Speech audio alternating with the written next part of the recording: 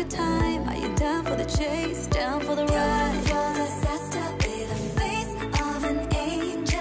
All she sees is dragons, all she wants to do is chase them. Floating all alone among a deep sea of strangers. Is there anything more? Is there anything more? Steady climbing to the tip top of the night. I feel so high whenever I am lit up. Wish I could stay forever. Feeling good right now, but it's like TikTok. Gravity got me all fucked up. When it goes around, it comes around, and then it all comes crashing down.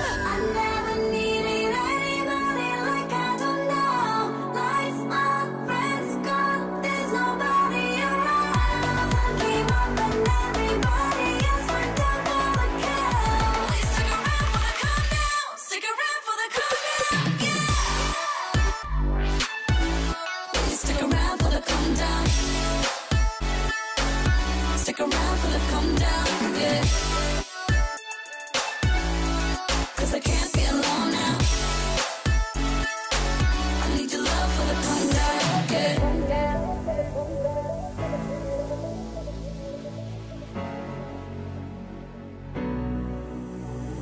You got a face, I wouldn't mind. Sit back at my place, the morning light. Down for the chase, down for the ride.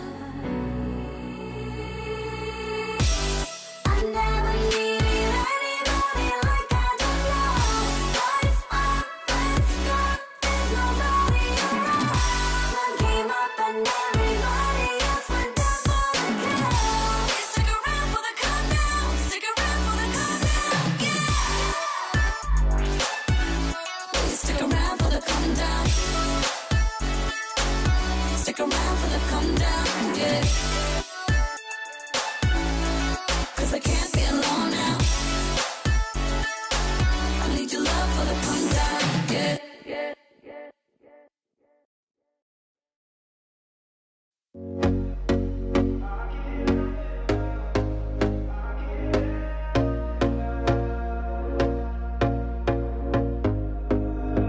Here we go again. Trying hard, but you wanna be my friend. Ain't no place to hide, ain't no one to run to. Here we go again. Call my bluff, I'ma be here till the end. I'm the one you ride, I'm the one you ride to. If you don't wanna change, ain't no place to hide, ain't no one to run to. If you don't wanna change, I can help you out. I can help you out. I can help you out. I can help you out. I can help you out. I can help you out. Here we go again. Time is up and I'm calling up my friends. Ain't no wonder why, ain't no one to ride to. Here we go again. Call me up and you wanna be my friend. I'm the one you ride, I'm the one you ride to. If you don't wanna change, ain't no place to hide, ain't no one to run to. If you don't wanna change, I can help you out. I can help you out. I can help you out. I can help you out. I can help you out. I can help you out. I can help you out. I can help you out. Look, if you don't wanna change, ain't no place to hide, ain't no one to run to. If you don't wanna change, I can help you out. I can help you out. I can help you out.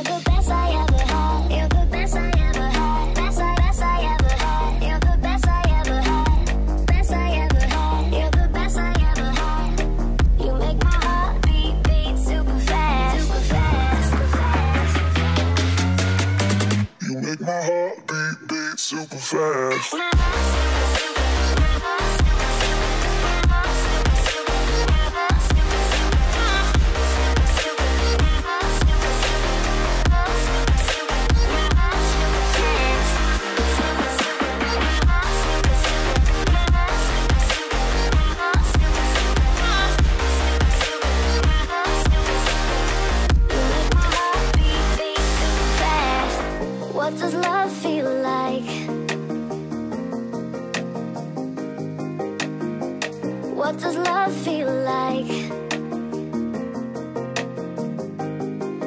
You're the best I ever had. You're the best I ever had. Best I ever had. You're the best I ever had. Best I ever had. You're the best I ever had. You make my heart beat super fast. You make my heart beat super fast.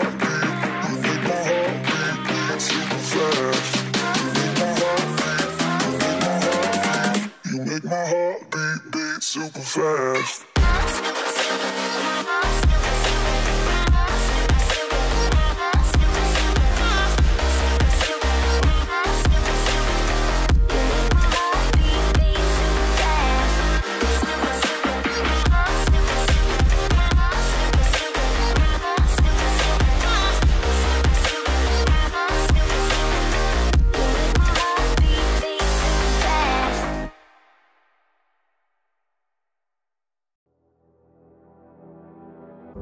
A frozen night, but everyone's moving out. We all need time, but there's no way to slow it down. We're all dreamers, dreaming of the good life, but there's nothing that nice on the cards for us. It's alright though, 'cause we can have a good time, and we don't worry if it's dangerous. So take this ride and hold on tight. We're gonna live forever now, and side by side, we don't need light. We're gonna live forever now. You feel that touch and all the love, it makes us live forever now. We don't look up, we rise above. We're gonna live forever now.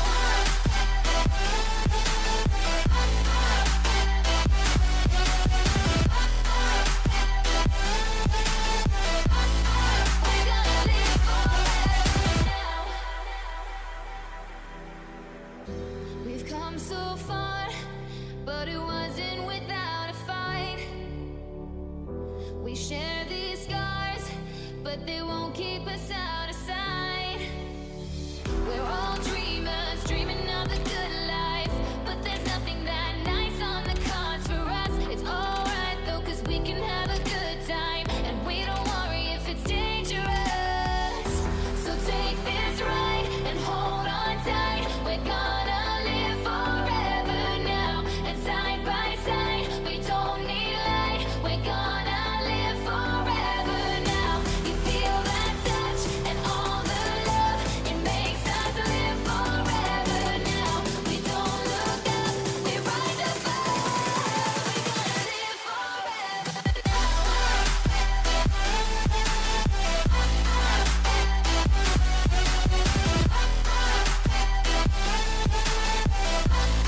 We're gonna live forever now. Some shooting stars, can't buy those fancy cars. Down by the boulevard, nobody cares tonight. We know that life is hard, not like the movie stars, but we know who we are in our broken paradise.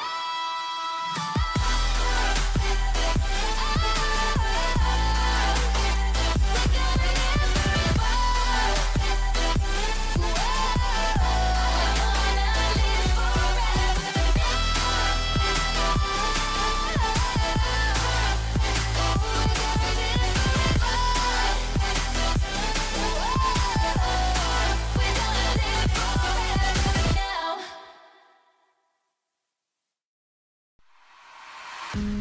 Got me all choked up, got me all worked up, and I can't come down. Kinda been this way ever since you came around. You're telling me you're perfect, girl, but I can't stop thinking I could be that pearl. Why haven't you seen it yet? You are the thing I may feel you could tear it out. You are.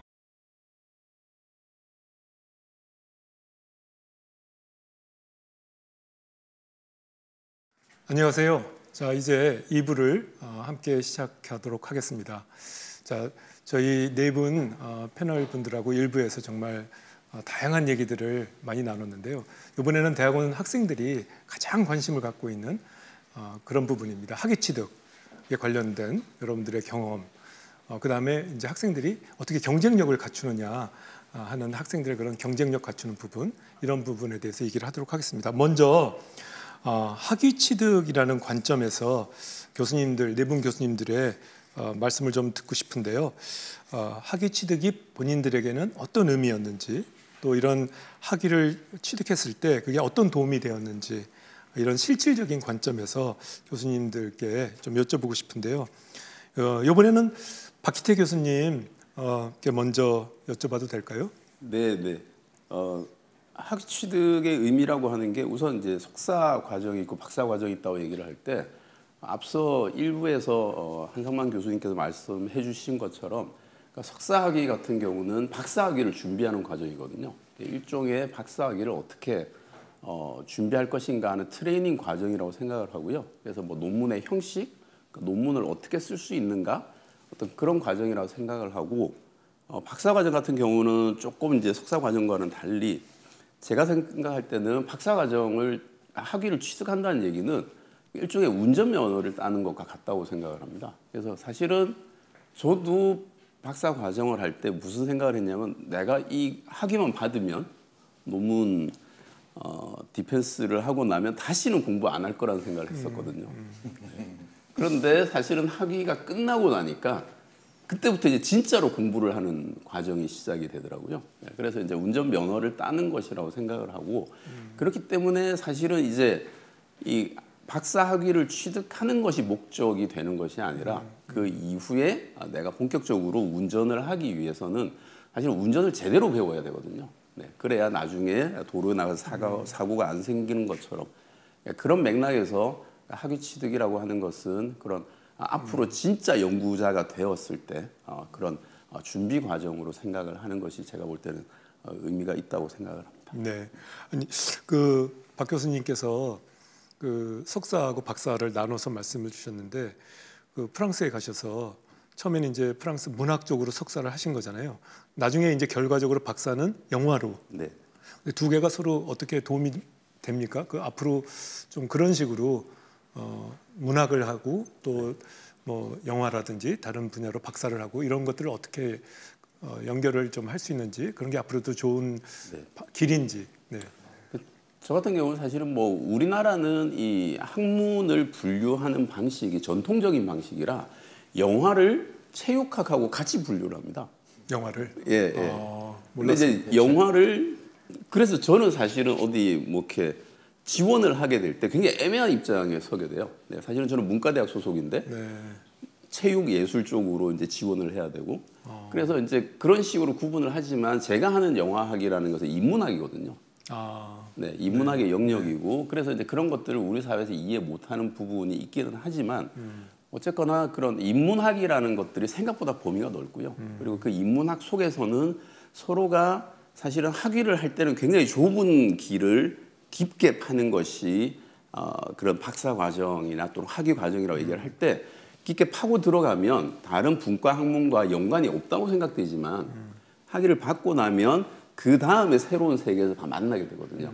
사실은 오늘 저희들이 얘기를 나누는 과정에서도 그러니까 거의 비슷한 그런 얘기들이 나오고 그리고 또 다른 교수님들이 말씀하시는 것에 제가 굉장히 크게 공감하는 부분들이 그러니까 제가 가지고 있는 생각과 다르지 않은 말씀들을 하시거든요.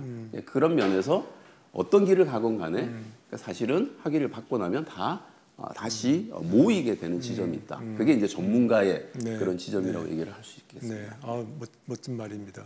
약간 이 I자 같은 느낌이네요. 처음에는 이제 이렇게 하다가 깊이 파고 다시 가서 또 다 같이 만난다는 말씀 감사합니다. 네, 자 그러면 우리 이진민 교수님은 어떻게 말씀하시겠습니까? 학위 취득은 뭐 말씀하셨지만 기본적으로 만약에 학교에서 학생들을 가르치기 위해서는 필수적으로 받아야 되는 그런 기본적인 뭐 항목이라고 생각을 하고요. 의미를 얘기를 할 때 저는 학위 취득의 그 과정 하나하나에 좀 생각을 해봤을 때 약간 도장 깨기 같다? 그런 생각이 조금 들거든요. 그래서 사실은 물론 뭐 그 코스웍을 통해서 수업 연구를 하고 수업을 듣고 이런 것도 중요하지만 결국에 이제 핵심은 학위 취득의 핵심은 이제 논문을 쓰는 것인데 논문을 쓸 때 뭐 아주 오랜 기간에 걸쳐서 자료를 수집하고 또 밤을 새워서 글을 쓰고 교수님한테 깨지고 또 디펜스를 하고 뭐 또 심사를 겨우겨우 통과를 해야지 얻는 것이 이제 학위인데요.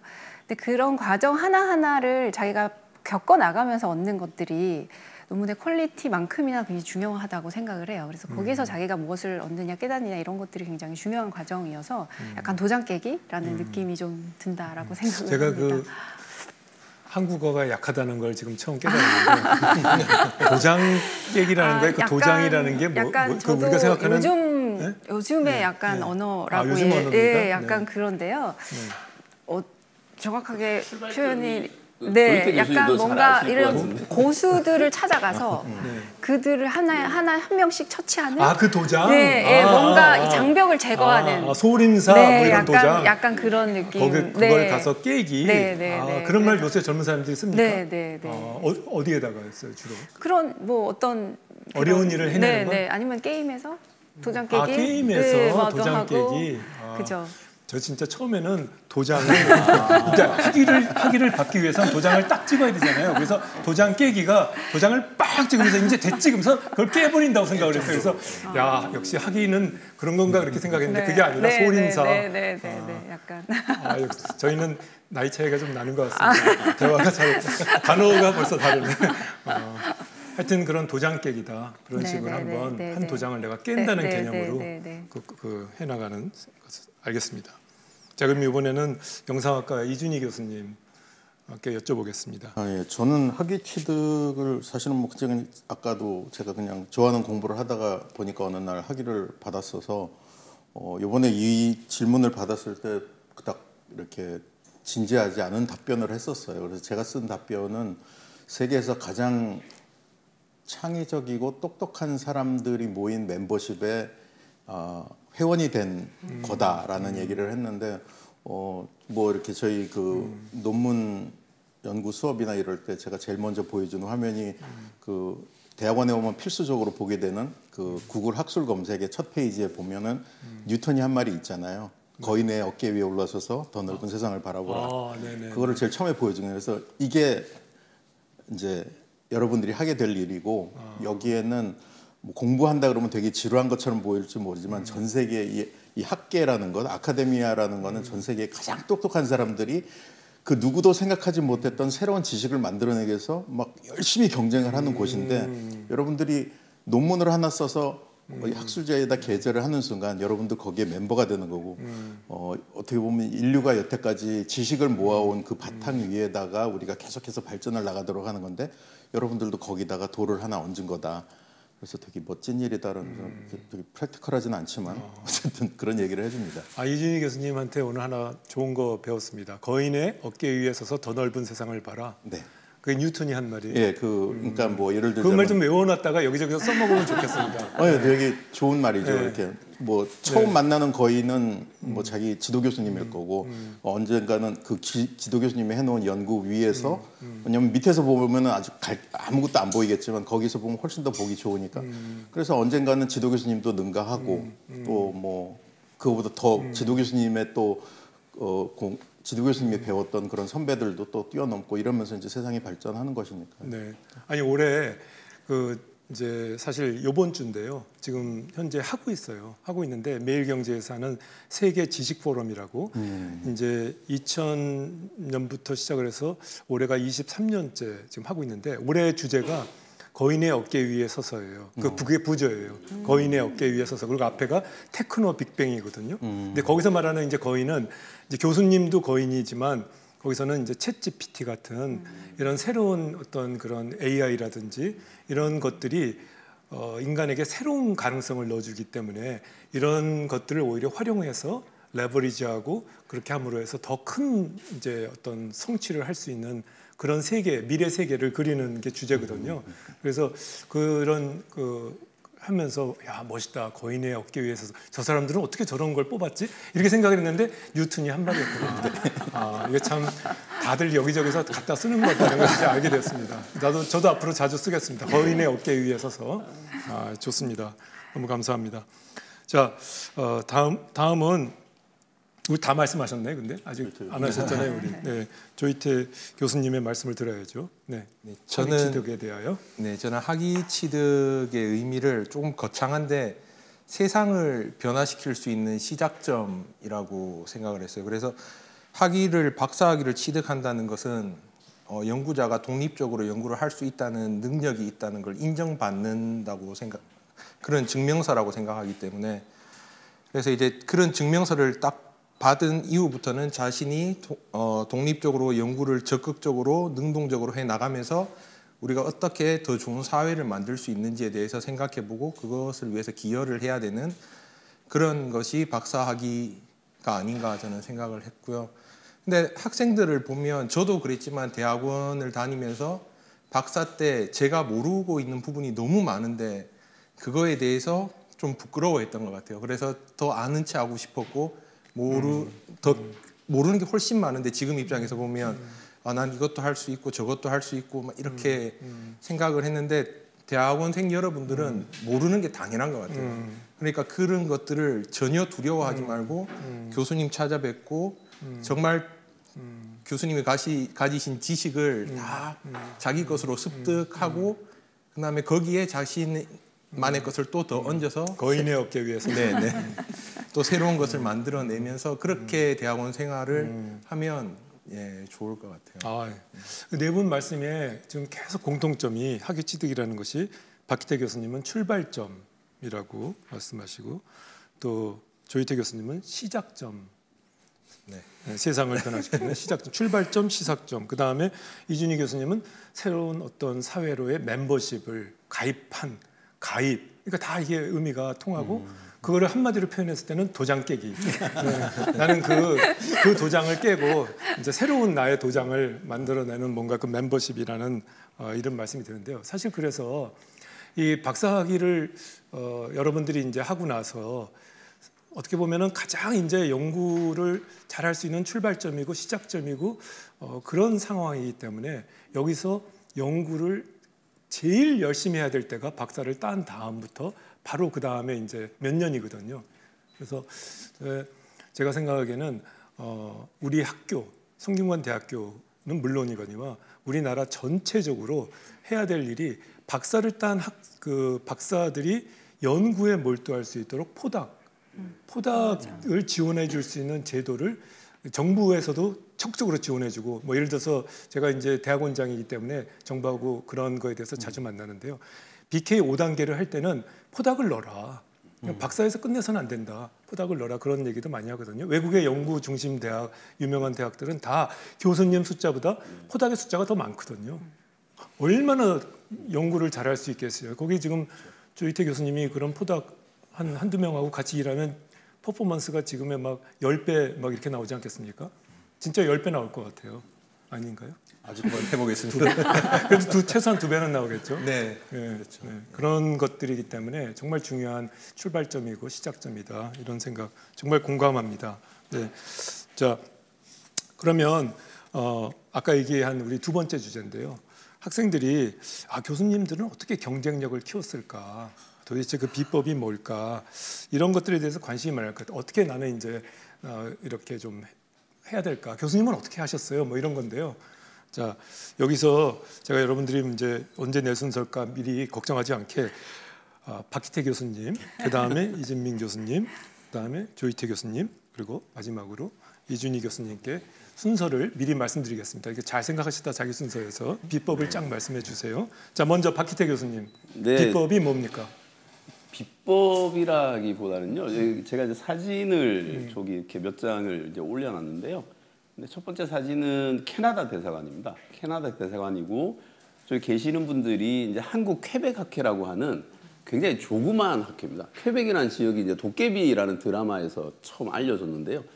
캐나다에 있는 프랑스어권 지역이고 인구가 800만밖에 되지 않습니다. 그래서 그런 조그만 지역을 연구하는 지역학 연구 학회고요. 그러니까 학술 대회 이후에 이제 그 캐나다 대사관에서 사진을 찍은 장면이고요. 그다음 보여주시면 여기도 그 한국 퀘벡 학회에서 이제 발표를 요청을 해서 학술대회 발표를 하는 그런 사진이고요. 그다음 사진이 혹시 있을까요? 네, 여기는 고려대학교에서 이제 그 아카이브 학술 대회라고 그래서 제가 다큐멘터리 전문가로 한국사학과에 일을 하고 있을 때 프랑스 아카이브 전문가들 불러와서 이제 제가 기획하고 또 뭐 참여해서 같이 토론도 하고 뭐 이런 장면인데요. 굉장히 이제 다양한 일들이 있습니다. 다양한 일들이 있는데 제가 뭘 많이 했다고 말씀을 드리려고 하는 것이 아니라 사실은 저는 그렇게 크게 어떤 분야에 재능을 가졌다고 생각을 하지는 않습니다. 그렇기 때문에 사실은 제가 살아오는 과정에서 누가 나한테 이런 일을 주면 좋겠다라고 하는 좋은 일을 단 한 번도 저한테 준 적이 없어요. 네. 그래서 다들 누군가가 이렇게 누구든지 하고 싶어 하는 일들은 있거든요. 근데 그런 일들은 저한테 오지 않더라고요. 근데 저는 작은 일들, 이런 것들이 주어졌을 때 저는 그냥 했거든요.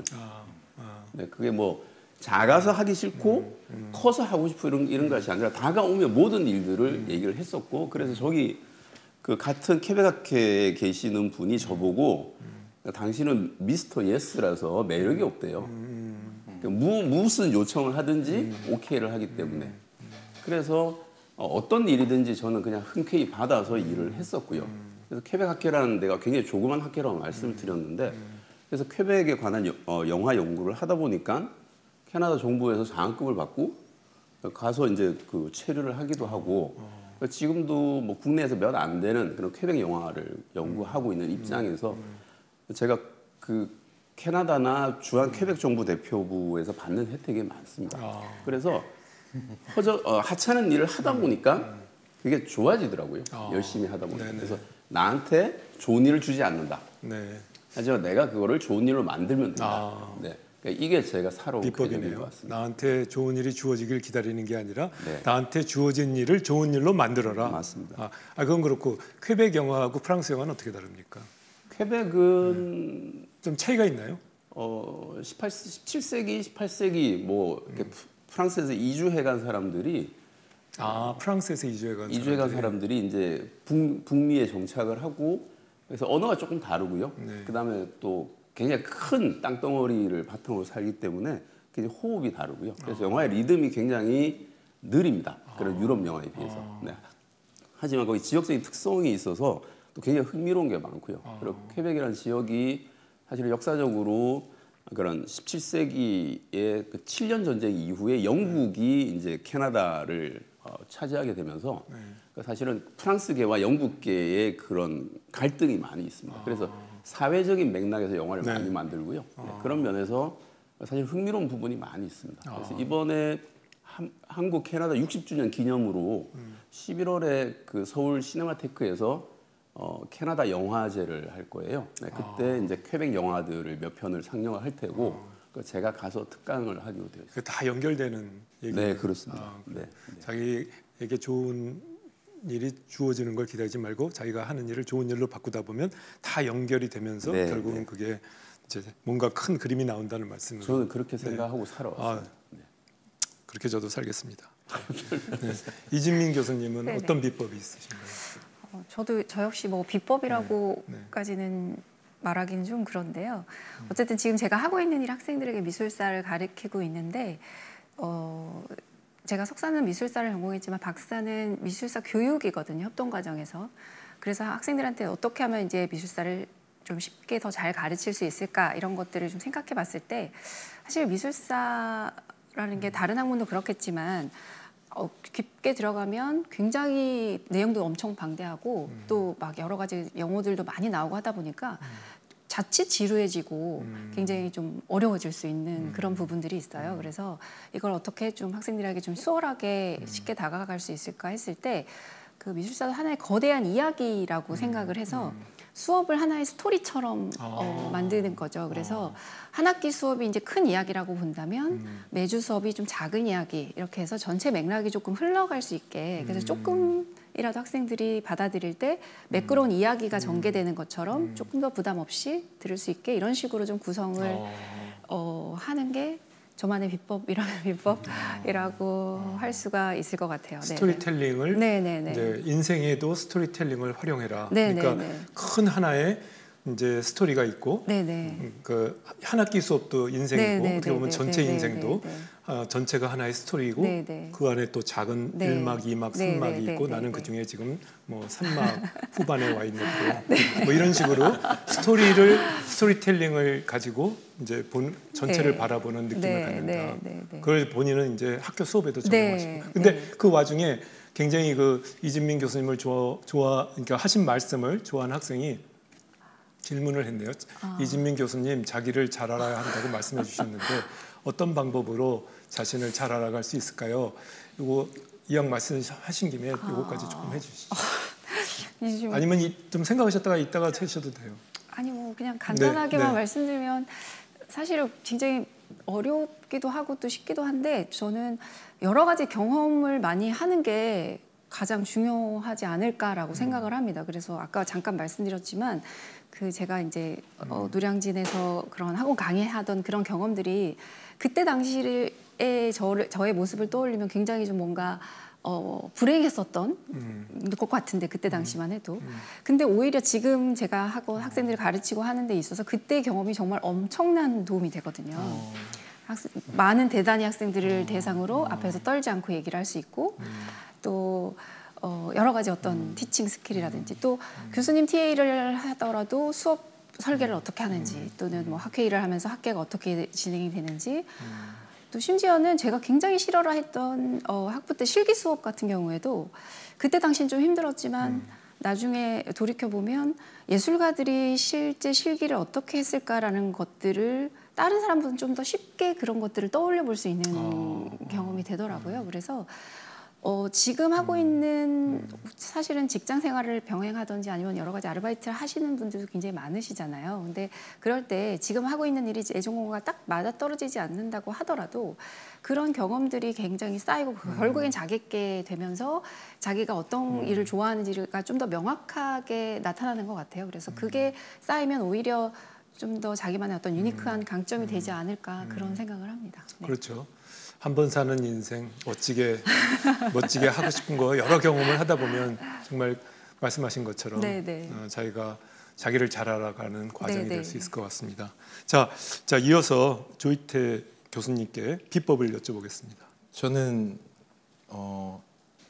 새로운 것을 계속 찾아가면서 끊임없이 노력하는 게 제가 지금까지 이렇게 이제 현재 포지션에 있는 그 비법 같은데요. 제가 생각할 때는 사람의 능력은 다 비슷한 것 같아요. 조금 더 똑똑하신 분도 있고 조금 더 부족하신 분도 있을 수 있지만 그건 제가 생각할 때 노력으로 다 극복할 수 있는 부분이고 근데 그 노력이라는 것이 자신이 생각할 때 그 노력 수준이 그보다 훨씬 더 높아야 된다고 생각하고 지금 제가 알기로는 성공하신 분들이 하신 노력의 그 수준은 저희가 알고 있는 그런 수준보다 훨씬 높은 걸로 제가 알고 있거든요. 그래서 이제 그 노력이 어떻게 보면 제가 현재 있는 위치에 있는 그런 이 자리에 어떻게 오게 됐냐 했을 때 누구보다 열심히 했고 그래서 지금 이 자리에 있을 수 있는 것 같아요. 그래서 제가 조금 제 얘기를 나누면 제가 싱가포르 난양공대에서 한 5년 6개월 정도 교수 생활을 했었거든요. 그때 저는 정말 어떤 교수님들보다 먼저 출근해서 제일 마지막에 퇴근하려고 했어요. 그리고 매일 해야 되는 일들을 리스트를 만들고 그렇게 해서 매일매일 그렇게 살아오니 제가 이제 5년 6개월 그 시점에 제가 바라봤을 때 이건 제가 말씀드릴까 말까 되게 고민인데 자랑 같아서 아니 자랑 아니에요. 지금 예, 이제 빠져들고 있습니다. 대학원생들의 동기를 높이기 위해서 제가 SSCI 저널에 50편 이상 5년 6개월 동안 5년에? 5년, 네. 와. 논문을 실었고 그렇게 한 그 리듬을 지금도 계속 가져가고 있는데 그건 제가 생각할 때 매일매일 노력했던 그게 쌓이니까 나중에 보니까 엄청 큰 게 되어 있더라고요. 그럼요. 예, 그래서 뭐 어떻게 얘기하면 너무 당연한 이야기인데 열심히 해라 이 말인데 근데 그걸 장기간 동안 계획적으로 꾸준히 하다 보면 나중에 뒤돌아봤을 때 정말 내가 할 수 있을까 이렇게 생각했던 일을 그게 이루어져 있는 그런 대단한 경험을 겁니다. 했어가지고 네. 이제 제가 그렇다고 특별하게 똑똑하거나 그런 게 아니 똑똑한 거예요. 그거는. 아닙니다. 물론 열심히 하는 거고. 굉장히. 근데 SSCI는 Social Science Citation Index잖아요. 네네네. SCI하고 Science Citation Index하고 조금 차이가 나는 게 SSCI는 논문 한 편 쓰려고 그러면 굉장히 많은 문헌들을 공부를 해서 그 문헌들의 리터러처들을 자기가 다 이해를 하고 그런 문헌들의 이게 어떤 컨트리뷰션이 있는지 theoretically 아니면 그 방법론적으로 메소로지에서 된다든지 뭔가 그런 것들을 다 프루브를 하는 과정이 길기 때문에 우리가 SCI 논문은 1년에 뭐 이제 자연과학 캠퍼스 교수님들 뭐 3편, 5편 정도씩 평균적으로 쓰시는데 이쪽에 이제 우리 인문사회과학 캠퍼스는 SCI는 그런 거 아니다. 우리는 보통 2년이나 3년에 한 편 쓴다. 뭐 이렇게 이제 많이 얘기를 했었는데 5년에 그러면 한 2편이나 3편이잖아요, 우리가. 근데 50편? 5편도 아니고. 야. 근데 그게 말이 안 되는데 어떻게 매달 내야 되는데. 네, 그랬었죠. 네. 근데 매달 논문을 어떻게 보내요? 그게 제가 일부에서 말씀드렸던 것처럼 이제 오전 중에는 항상 라이팅을 해요. 무조건. 네, 그래서 조금 더 저희 분야, 저희 쪽에 계시는 분들이 많이 보실 수 있으니까 말씀드리면 저희가 논문을 이제 레퍼런스 빼고 보통 한 6,000자 정도 적어요. 6,000자 적으면 하루에 300자씩 적으면 한 달이면 한 편이 돼요. 6,000자가 되니까요. 그래서 대단하시다. 하루에 아침에 앉아서 300자씩 적어서 한 달을 보내면 한 편이 나오고 또 그게 또 같이 하시는 분들도 있잖아요. 공동 연구 같이 하시는 분들도 제가 또 해서 좀 못 적게 적었을 때는 또 같이 이렇게 해서 협업하는 게 있고 이렇게 하니까 거의 한 달에 한 편씩은 쓸 수가 있었고 그렇게 하다 보니까 논문 개수가 점점 많아지더라고요. 그 같이 연구하시는 그 연구 네트워크도 넓으시겠네요. 50편을 뭐 이렇게 한 두세 사람하고만 할 수는 없잖아요. 저는 주로 많이 쓰는 분이 한 5분 정도. 5분 정도. 네, 5분 정도 되고.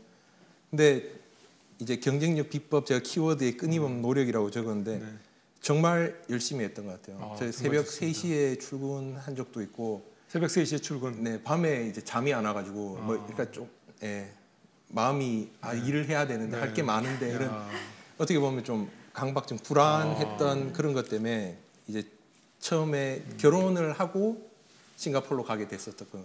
그래서 이제 가족이 생기니 이제 책임감도 생기고 이제 해야 된다. 총각 때처럼. 가정에 불안은 없습니까 혹시? 새벽 3시에 학교에 갔다가 밤에 12시 뭐 가까이 오고 그러면 부인께서는 뭐 괜찮나요? 전쟁 같은 삶이었죠. 전쟁 같은 삶이었는데 근데 제 아내도 많이 지지를 해줬어요. 제가 이제 연구를 할 수 있게끔 많은 도움을 줬고 그래서 할 수 있어요. 그야말로 FM이시네. 별명을 우리 FM 조이태이라고 좀 지어야 되는데 근데 성균관대학에 오신 다음에도 그 퍼포먼스를 어느 정도는 유지하시나요? 뭐 10편은 아니어도 1년에 지금 작년 9월에 부임했거든요. 9월에 해서 지금까지 21편 적었고요. 그중에 1년에? 게재된 게 21편이 게재됐고 19편이 SSCI 저널에 게재됐어요. 그럼 라이프타임으로는 잘하시면 1000편 하시겠네요. 잘만 하면 라이프타임. 근데 저는 지금 생각하고 있는 게 노안이 오면 조금 템포를 죽이자라고 하는데 아직 눈은 건강해서. 너무 반성되는 시간입니다 지금. 앞으로 네. 조이태 교수님께 지금 벌써 나무그림님께서 2개나 질문을 하셨는데요. 조이태 교수님, 그럼 성공해서 노력과 재능은 몇 대 몇일까요가 첫 번째 질문이고요. 두 번째 질문은 정말 싱가포르에서 엄청나게 노력하시는 모습이 생생히 그려지네요. 두 번째 질문은 이미 답을 하신 것 같은데 우리 성대에 와서는 지금 1년 만에 21편이라니까 뭐 여기서 더 엄청나게 지금 하시는 거고요. 지금 우리가 지금 다 같이 저희 네 사람이 반성하는 시간입니다. 지금 저의 라이프타임 그 퍼포먼스를 5년 만에 다 끝내셨습니다. 근데 그 성공해서 노력과 재능은 몇 대 몇일까요? 잠깐 대답하고 가시죠. 제가 정확하게 몇 대 몇이라고 얘기하기는 어렵지만 성공하는 데 있어서 노력이 8 정도 되는 것 같아요. 노력이 8이고 재능은 그 노력 8로 다 극복할 수 있는 그런 부분 같아요. 옛날에 많이 들었는데 에디슨인가 누군가가 그런 비슷한 말 하지 않았나? 그런 말 했죠. 그런 말 했던 것 같은데 뭐 몇 퍼센트의 영감과 90 몇 퍼센트의 뭐 노력으로 이루어진다. 근데 완전히 그거를 체화하시는 것 같아요 지금. 대단하시다 진짜. 야 정말 이준희 교수님 좀 스트레스 받으시겠어요. 비법이 지금 앞에서 뭐 이렇게 나왔는데 그거에 앞에서 폭탄 터지고 나서 이제 제가 거기다 뭘 보태겠습니까? 근데 뭐 저는 모든 사람의 재능이 동등하다고 절대로 동의하지 않고요. 조이태 교수님 제가 아까 1부에서부터 내가 못하는 걸 잘하시는 분이구나라는 생각을 했었어요. 왜냐면 아까 지금 저 비율과는 달리 재능도 노력이거든요. 아무나 노력할 수 있는 노력도 재능이거든요. 아무나 노력도 재능이다. 예.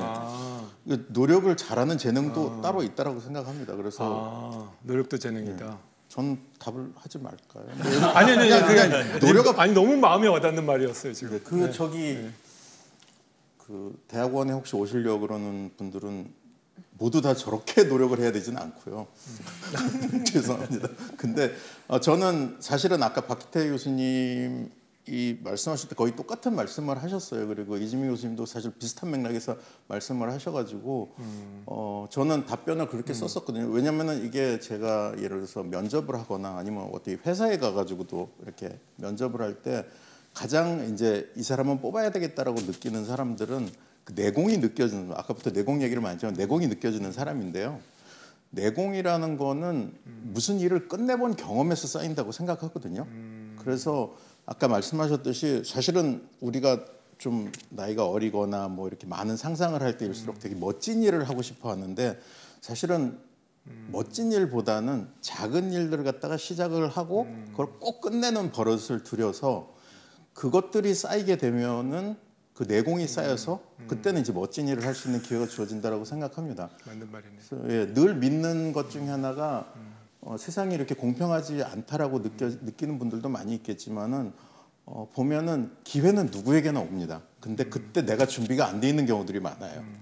그 준비라는 것은 그 내공인 거고 그래서 대학원이라는 세계만 보면은 이렇게 작은 과제에서부터 자기가 생각나는 작은 궁금증 같은 거 해결해 보는 거, 논문 한 편을 끝내는 거, 소논문 한 편 끝내는 거, 가가지고 꼭 어딘가 발표를 하는 것. 그런 다음에 이제 긴 호흡으로 보면 이제 그것들이 모여서 학위 논문이 되고 그런 것들을 어쨌든 간에 끝내면은 뭐 이거 갖고 뭐 사실 이 논문 누가 읽어줄까 이런 생각이 들 수도 있겠지만 자기 자신이 그 쌓아가는 그 부분에 대해서는 굉장히 큰 기여를 한다라고 생각하고 그때부터는 사실은 졸업을 하면 사실은 약간 두려움이 없어집니다. 나는 그러니까 내공이 쌓일수록 그렇거든요. 나는 할 수 있다라는 생각이 들면은 조금 더 나한테 큰 일이라고 생각되는 것도 나는 해볼 수 있어. 근데 사실은 그렇지 않은 사람들이 그게 그냥 객기로서 난 뭐든지 할 수 있어요 하는 사람과 나는 할 수 있어요라는 거를 갖다 면접에서 그 두 사람을 만나볼 때 느낍니다, 확실히. 정말 좋은 말입니다. 우리 저 대학원생들에게 정말 도움이 되는 말입니다. 작은 일을 하나를 끝내면서 그게 자기가 쌓여져 나가다 보면 그게 자기의 내공이 된다는. 근데 이 얘기를 듣다 보니까 네 분의 말씀이 다 일맥상통하는 것 같아요. 그 작은 일을 하나를 자기가 끝내는 그 훈련을 통해서 자기의 이제 내공이 쌓이니까 작은 논문을 하나를 끝내는 거. 아무리 작은 논문이라도. 근데 그 얘기하고 우리 박기태 교수님이 말씀하신 이게 아무리 작은 일이라도 나한테 왔을 때 내가 그걸 최선을 다해서 하다 보면 그게 나에게 참 도움이 되는 좋은 일이 되더라. 그 말씀하고도 굉장히 일맥상통하는 것 같고요. 그 말씀이 우리 이진민 교수님이 말씀하신 것처럼 하나의 작은 스토리텔링이 모이면 큰 스토리가 된다.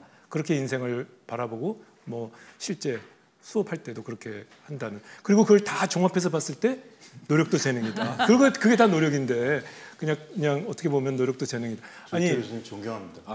네, 정말 네, 노력도 재능이다. 근데 그 말씀들이 노력도 재능이라는 말씀이나 그 주어진 일에 대해서 이게 자기가 정말 내가 바라던 일이 아니더라도 거기에 최선을 다하다 보면 그게 정말 나한테 나중에 좋은 일이 되더라 하는 그 노력.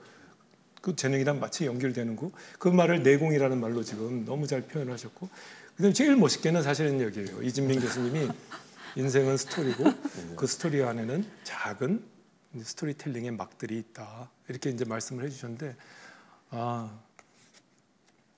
이런 것들 잘 외웠다가 아들한테, 딸한테 얘기할 때 좀 잘해야 되는데, 정말 지금 나무그림님 정말 열심히 듣고 계십니다. 감사합니다. 한상만 교수님의 깔끔한 정리 감사합니다. 네. 자, 그러면 저희가 사실은 질문 하나 더 있거든요. 그 마지막 질문인데, 마지막 질문으로 들어가기 앞서서 여러분들이 갖고 있는 질문들 중에서 특히 이제 미리 여기에 대해서 우리가 이런 이제 프로그램을 한다고 알렸더니 사전 질문들이 들어왔습니다. 그래서 그 사전 질문에 대해서 자 이제 보시고요. 저 중에서 하나씩 말씀을 해주시면, 하나씩이 아니고 더 많습니다. 그래서 하나나 두 개씩 말씀을 해주시면 좋겠습니다. 한 분이나 두 분씩 답변하는 거로 하겠습니다. 자, 그러면 첫 번째 질문은, 박사를 하기에는 제가 너무 능력이 없다고 생각됩니다. 박사 진학을 선택하는데 꼭 필요한 각오와 능력은 무엇이 있을까요? 누가 말씀해 주시겠습니까? 네. 역시 아니, 답을 하신 것 같은데. 자, 정리를 좀 해주시죠. 네, 자신이 얼마나 원하는지를 한번 생각해 볼 필요가 있는 것 같아요. 그러니까 박사 과정에 자기가 왜 들어가야 되는지, 그리고 왜 하고 싶은지, 그거에 대해서 자신이 먼저 답을 하고 난 다음에 그게 정말 간절하면 그 다음에 아무리 어려운 일이라도 내가 간절하면 할 수 있으니까 그렇게 생각하고 본인에 대해서 한번 다시 생각해 보시면 좋을 것 같아요. 우리 조희태 교수님은 진짜 100점짜리 그 정답을 항상 주시기 때문에 네, 사실 저것마다 다 한 번씩 의견을 듣고 나서 우리 의견도 좀 다른 사람 의견도 들어야 되는 거 아닌가 싶을 정도로 너무 맞는 말씀이신 것 같아요. 얼마나 절실하냐. 그냥 한번 해볼까? 이런 거로는 안 된다는 거죠. 맞습니다. 혹시 다른 분 좀 한 분 정도만 혹시 조희태 교수님 안 할 때 할까요? 이준희 교수님 혹시 아까 좀 아니 답변을 워낙 잘 말씀하셔서, 왜냐면은 박사는 특히나 힘들고 긴 여정이라 진짜 웬만한 각오 가지고는 하기 쉽지 않고, 저는 오늘 그게 제 테마인 것 같은데 자기소개 얼마나 내공이 쌓였는가도 확인을 해보는 것도 필요할 것 같고요. 진짜 하고 싶어서 해도 힘든 길이기 때문에 후회 없으려면 그걸 꼭 알고 가는 게 좋을 것 같습니다. 절실함. 자, 절실함입니다. 자, 두 번째, 박사 취득 후에는 꼭 교수가 되어야 하는지 궁금합니다. 누가 말씀해 주시겠습니까? 네, 조희태 교수님 빼고 세 분 중에서 아니 한번 하셨으니까. 제가 먼저 말씀을 네, 박희태 교수님 드리려고 하는데요. 그 사실은 박사학위 취득이라고 아까도 말씀드렸듯이 그 교수가 되는 길이긴 하지만 사실 연구자가 되는 길이거든요. 연구자가 되고 그리고 나서의 이제 그 방향성이라는 것은 뭐 교수가 될 수도 있고, 또는 그러니까 교수가 되는 것들은 사실은 여러 가지 조건들이 잘 결합이 돼야 되는 것들이고요. 그래서 운이란 얘기를 많이 하는데, 물론 운도 뭐 노력으로 만들 수도 있는 것이지만 또 그것이 자기가 안 맞는 경우도 있습니다. 그래서 당연히 연구자가 돼서 계속적으로 연구를 하는데 좋은 조건은 교수가 되는 것은 분명한데요. 그렇지 않고서도 연구를 할 수 있는 길들은 많이 있거든요. 그리고 각 분야마다 자신들만의 특성이 있기 때문에, 그래서 내가 교수가 되기 위해서 연구를 한다, 이것은 잘못된 것 같고요. 그리고 나서 내가 연구를 하기 위해서 교수가 된다, 그러니까 요 길은 맞는 것 같고요. 그래서 연구자가 되는 것이 목적이어야 되지 교수가 되는 것이 목적이어서는 안 될 것 같습니다. 연구자가 되면 교수가 될 수도 있고, 네. 또 연구자로서 다른 길을 갈 수도 네. 있겠네요. 그 예술대학에서는 예를 들어서 학위를 취득하고 나서 어떤 길들이 가능할까요? 이준희 교수님. 사실은 예술 분야에서는 이전에는 교수가 되기 위해서 박사가 필요하지 않기도 했었고요. 예, 그 실용 학문이라고 했었기 때문에. 근데 이제 점점 시대가 흘러가면서 특히나 이제 예술 분야에서는 한국에서 박사 과정들이 먼저 나온 곳들도 있었고 그랬어요. 그래서 그게 이제 대학에 있는 교수님들도 필요로 했었고 이랬기 때문에 한편으로는 사실 또 미국이나 이런 데서는 그 석사를 2개씩 하는 분들도 있고 오히려 박사로 가지 않고 뭐 석사 뭐 2-3개씩 하는 분들도 있고 뭐 그런 것들 봤는데 오히려 짧고 그다음에 다양한 전공을 할 수 있으니까 뭐 그런 경우들도 있는데 예술에서 이제 예술학 부분은 요즘에는 특히나 이제 어떤 전환점을 맞고 있다라고 생각은 합니다. 그래서 어떻게 보면 이제 아까 말씀하신 챗 GPT나 이런 것들이 오면서 이제 어떻게 보면 기계와 인간의 창의력의 이제 그 경계에서 이제 고민을 우리가 하는 부분이 있으면서 어떻게 보면 예술의 가치는 이제 점점 더 높아진다라고 생각을 하거든요. 그래서 오리지널한 아이디어가 할 수 있는 것들이 이제 뭐 그러면서 이제 그 예술을 하는 분들이 이제 공부를 더 하는 것에 대한 질문들이 이제 계속해서 나올 거고 오히려 미래에는 그 예술 분야에 대한 어떤 인문 예술 분야에 대한 깊은 공부가 훨씬 더 이제 그 각광을 받을 거라고 생각합니다. 이전에는 이제 우리의 삶에 이제 직접 적용되는 분야에서였다라고 하면은 이제 어떤 그런 기계들이 이제 많은 부분을 담당하게 될 때 그런 것들이 있어서 오히려 예전에는 사실은 박사를 가지고 있으면 이제 오히려 직장 선택에 그 제한을 받았었잖아요. 어떤 회사에서는 부담스러워하기도 하고 그래서 뭐 박사 해놓고 교수 안 하면 그러면 아무것도 못 하냐는데 점점 그 부분에 있어서는 더 교수를 하지 않더라도 더 깊은 공부를 한 사람을 필요로 하는 영역들이 사회에서 생길 거라고 생각을 합니다. 맞습니다. 그 챗 GPT를 개발한 오픈 AI라는 회사를 창업한 샘 알트만이 이제 그런 얘기를 했는데요. 그 챗GPT의 앞으로 사회에서의 임팩트를 어떻게 생각하느냐 하는 질문에 대해서 제가 어저께 들은 얘기입니다, 이게. 그런데 샘 알트만이 뭐라고 그러냐면 크리에이티비티가 필요한 영역에서 가장 먼저 큰 임팩트를 줄 것이다 그랬거든요. 근데 이제 거기서 예를 하나를 든 것이 비주얼 아트 같은 것들인데 그런 비주얼 아트를 챗GPT에서 생성해낼 수 있는 영역이 굉장히 많기 때문에 그거를 딛고 서서 그걸 활용을 하고 하면서 할 수 있는 게 굉장히 많아질 거다. 그래서 이런 크리에이티비티 영역에서 이걸 활용을 해서 앞으로 굉장히 그 많은 것들을 할 수 있다니까 지금까지와 다른 말씀하신 것처럼 그 경계에 지금 어떤 변화선에 서 있다는 이런 시점에서 많은 학생들이 박사를 하고 또 그런 거에서 연구를 이렇게 하다 보면 새로운 영역을 많이 예술 분야에서 꼭 예술 분야에 한정되는 것도 아닌 것 같고요. 그거를 기반으로 해서 다양한 분야로 오히려 더 인문학하고 아까 그 연결되는 말씀도 하셨는데 굉장히 중요한 말씀이신 것 같습니다. 네. 혹시 뭐 더 아니요. 거기는 아니고 그러면 그 다음에 네 지금 나무그림님은 오늘 질문 상줘야 됩니다. 지금 예술 분야 질문입니다. 예술 분야 학위 과정을 위해 창의성과 호기심을 계속 유지하는 비법은 무엇일까요? 누가 대답해 주시겠습니까? 네, 이진민 교수님께 한번. 창의성과 호기심. 글쎄요. 많이 보는 것 아닐까요? 저는 그렇게 생각하는데 사실 저도 사실 굉장히 전시회를 많이 가야 된다고 생각을 하면서도 실질적으로는 쉽지 않거든요. 요즘 워낙 온라인도 막 잘 되어 있고 오히려 무슨 숏폼 이런 걸로 전시회를 꼭 간 것처럼 이렇게 막 그 유튜브 같은 데서 막 올라오기도 해요. 그래서 마치 그걸 보면 내가 진짜 그 전시회를 갔다 온 것 같은 착각을 일으키는데 실제로는 그 현장에서 느끼는 경험은 또 완전히 다르거든요. 그 공간의 어떤 크기와 여러 가지 경험들은 또 다른 부분이기 때문에 직접 요즘 뭐 온라인 시대고 워낙 그런 다양한 간접 경험들을 많이 할 수 있는 시대긴 하지만 그런 것들을 직접 현장에 가서 전시라든가 여러 가지 다양한 예술 작품 같은 것들을 계속 끊임없이 직접 눈으로 보고 경험하고 받아들이는 그런 것들이 좀 필요하지 않나 그렇게 생각을 합니다. 아니 저희 대학에 그 지금 명예퇴직이 아니라 이제 은퇴하셨는데 철학과의 이종관 교수님이 그 하신 강의를 제가 들었는데 디스커버라는 걸 굉장히 이제 회시하는데 커버가 이게 뭘 덮어놓은 거 아닙니까? 네. 근데 디스커버가 그 덮어놓은 거를 이렇게 이제 여니까 원래 있는 건데 내가 그동안 안 보고 있었고 못 보던 건데 커버를 없앰으로 해서 이제 나한테 보이기 시작한다는 거니까 많이 봐야 된다는 그 말씀이 정말 맞는 것 같아요. 네네. 그러니까 내가 사실은 보고 있지만 거기서 그걸 못 보고 있는데 많이 보다 보면 그런 것들이 이제 보이기 시작할 거라는 생각이 듭니다. 좋은 대답 감사합니다. 자, 그러면 이거 예술대학 학생이 진짜 물어보는 질문인 것 같은데요. 박사과정 학생입니다. 실기와 연구에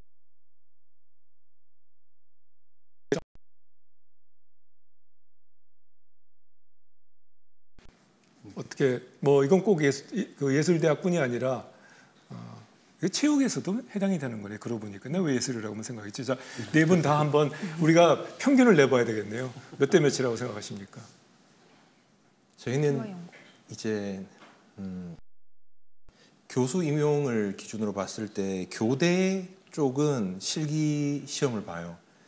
지원자들이 평균 40 이상인데도 이제 가서 초등학교 선생님들이 어떠한 운동 능력이 있는지 그런 지도해야 되기 때문에 교수를 뽑을 때 실기 시험을 보는데 대부분의 일반 대학교에서는 실기 시험은 안 봐요. 그러니까 평가하는 게 논문이랑 뭐 학회 활동 그리고 뭐 티칭 경험 그리고 외부 서비스 이런 것들에 대해서 평가를 하기 때문에 교수가 되기 위해서 저희 분야에서 실기는 저는 거의 필요하지 않다. 하지만 이제 스포츠 과학과고 체육과 교수이기 때문에 운동은 어느 정도 할 수 있어야 되고 남들한테 같이 운동했을 때 체육과 스포츠 과학과의 그런 성격이 보인다까지 그 정도는 할 수 있어야지 된다고 저는 생각합니다.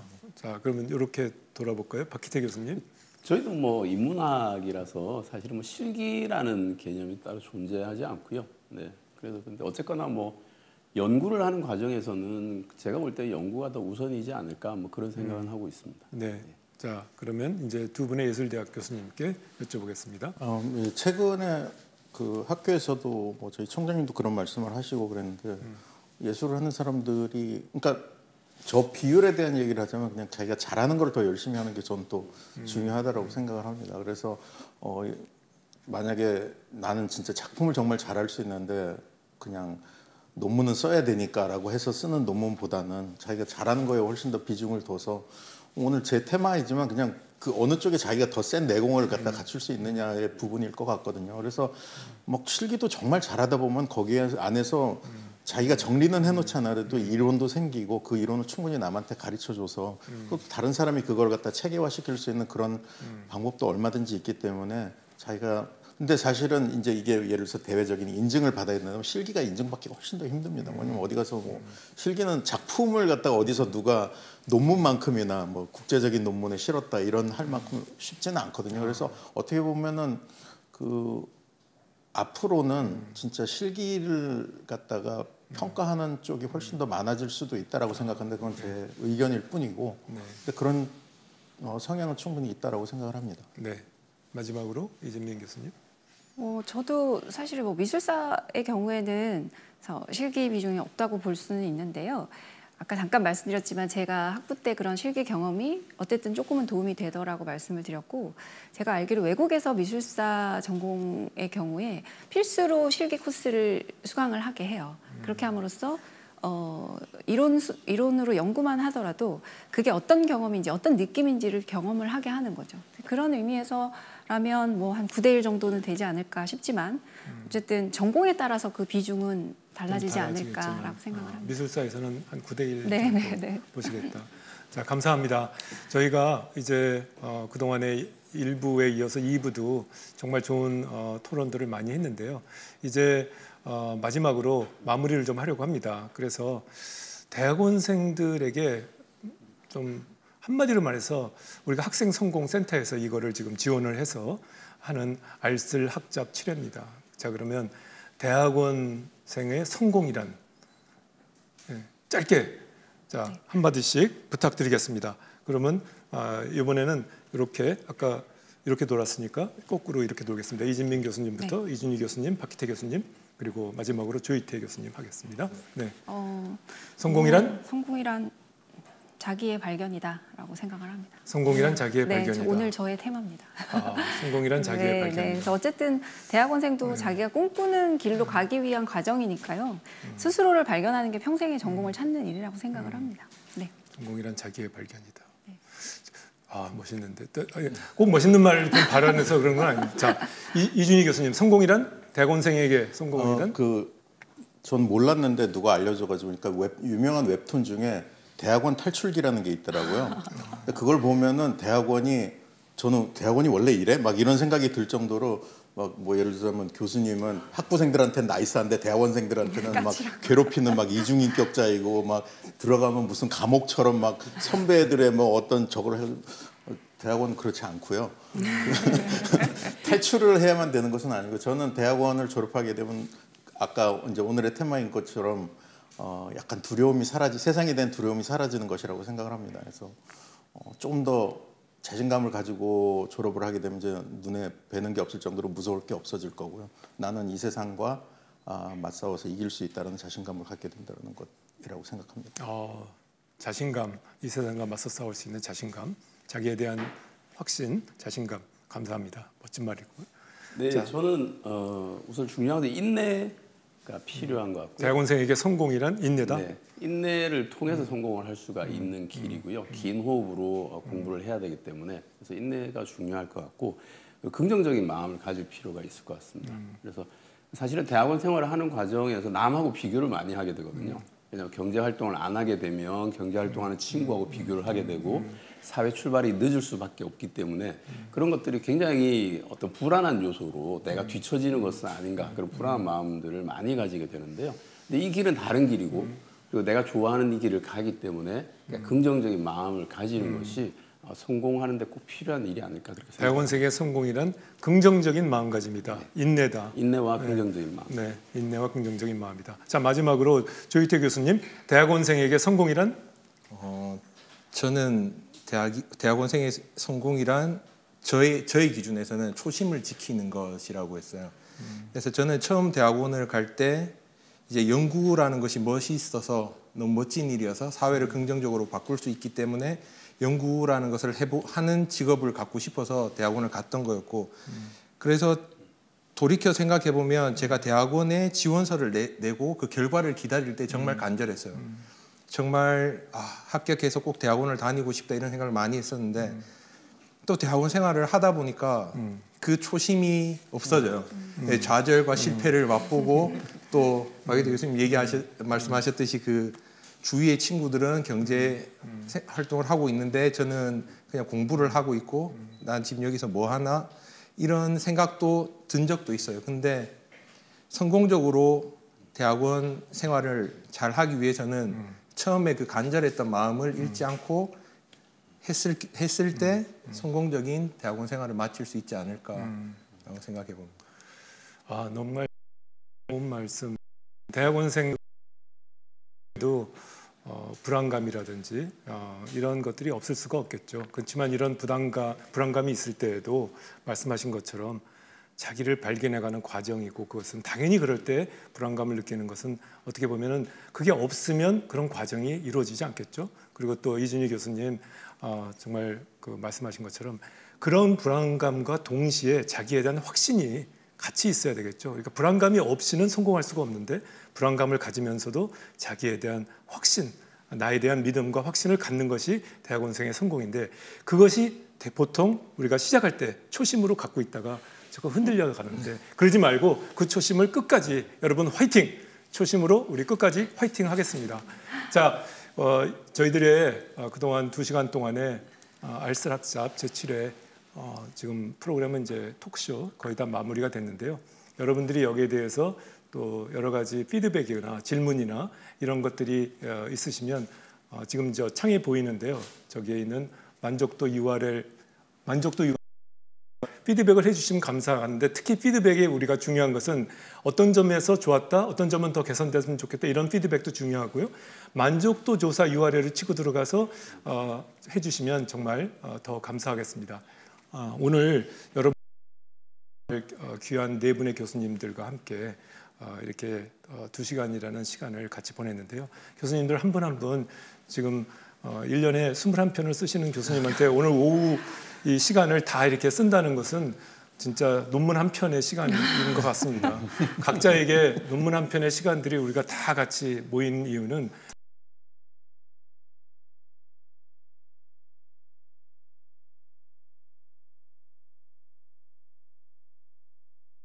이런 우리가 토크쇼를 마련했으니 여러분들에게 많은 도움이 되었으면 좋겠습니다. 자, 우리 다 같이 네 분 패널들하고 함께 학생들을 향해서 손 흔드는 거로 끝내면 어떨까요? 네, 자 여러분들, 자 같이 저기가 학생입니다. 네, 네, 안녕. 파이팅. 수고하셨습니다. 수고하셨습니다. 네.